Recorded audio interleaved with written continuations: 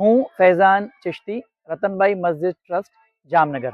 Service to mankind is service to God. આ phrase Jam સાહેબની ફેમિલીને ખૂબ સારી રીતે શોભે છે.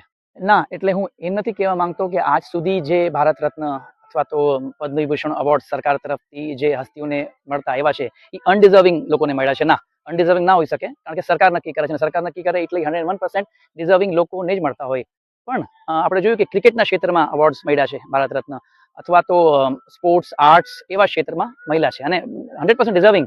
પણ આપણે આજે જેની વાત કરીએ છીએ આપણા જામનગરના જામ સાહેબની ફેમિલી, આખી ફેમિલીની જો વાત કરીએ, so I think this is the most deserving family. ઉપરવાળો પણ એમ કહે છે કે જે તે મારી ઇબાદતમાં, મારી પૂજામાં, મારી નમાઝમાં કંઈ કમી રાખી હશે તો તને માફ કરવું કે ના કરવું એ મારા હાથમાં છે. કદાચ તે મારા કોઈ બંદાનું દિલ દુખાયું હશે તો જ્યાં સુધી એ તને માફ નહીં કરે ત્યાં સુધી હું તને માફ નહીં કરું. It means the god is directly pointing out this thing કે માનવતાનો ધર્મ સૌથી મોટો ધર્મ છે.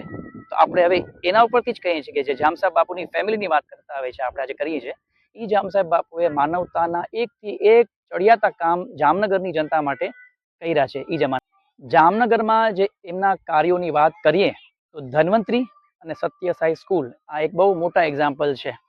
જામ સાહેબ જે હમણાં શત્રુ સલિયાસિંહજી છે એમના ફાધર, એમને શું શું કામ કર્યા છે, આખી ફેમિલીમાં શું શું એ લોકોએ કર્યું છે.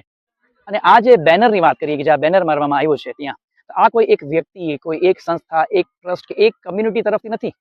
ઓલમોસ્ટ આખા સમાજ તરફથી એક દિલની વાત, દિલની ઈચ્છા હતી, જે ઘણા ટાઈમથી સમાજમાં પણ ચર્ચા ચાલતી જ હતી આ વસ્તુની.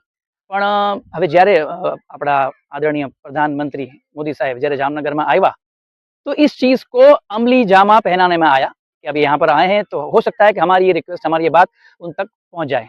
रिसेंटली જ એમને જામનગર માટે કેટલું મોટું યોગદાન આપ્યું છે જો એ તમારે જોવું હોય so I don't need to tell you, તમે પોતે ગૂગલ કરી શકો છો.